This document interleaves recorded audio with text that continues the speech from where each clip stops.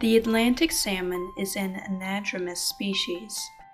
This means that the adults live in the ocean and return to freshwater rivers to breed.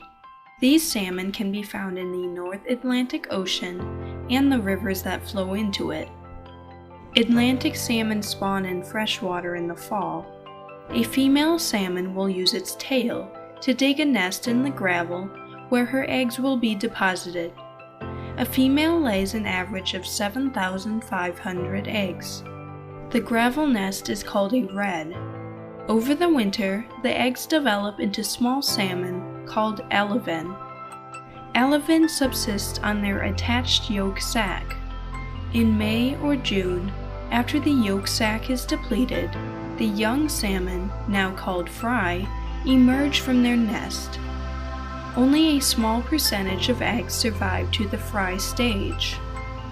The fry develop into parr, with vertical stripes on their sides for camouflage. Juvenile salmon spend 2 or 3 years in freshwater before migrating to the ocean. Before migration, the salmon undergo a physiological transformation called smoltification. This transformation into smolts prepares the salmon for life in a marine habitat. During this process, their gills and organs change, and the fish imprint on the chemical nature of the river.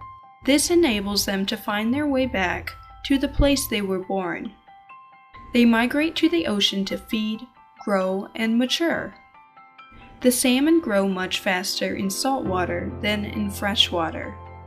Adults prey on amphipods, krill, and fish like capelin. The salmon spend 1 to 3 years in the ocean, reaching 2 or 3 feet long, before returning to their natal rivers to spawn. They must swim against strong river currents to reach their spawning grounds. They migrate with the help of the Earth's magnetic fields and their sense of smell. Many Atlantic salmon die after the first time they spawn. Very few spawn a second time, and even fewer a third or fourth time. They only live 4 to 6 years. They are preyed on by birds, marine mammals, and large fish.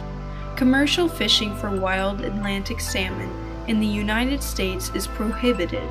Only farm-raised Atlantic salmon can be found in the U.S. fish markets.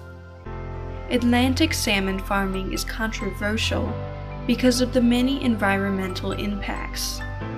Chemicals and fish waste from these farms pollute water systems. The farms also rely on unsustainable industrial fishing to provide food for the salmon. Accidents sometimes happen where thousands of farm fish are released into the ocean due to net failure. Even with fishing restrictions, many populations of wild Atlantic salmon are still in decline. Their populations are vulnerable to many threats like pollution and predation by introduced species. Man-made dams and culverts can block access to their quality habitat. For more marine facts, click the subscribe button.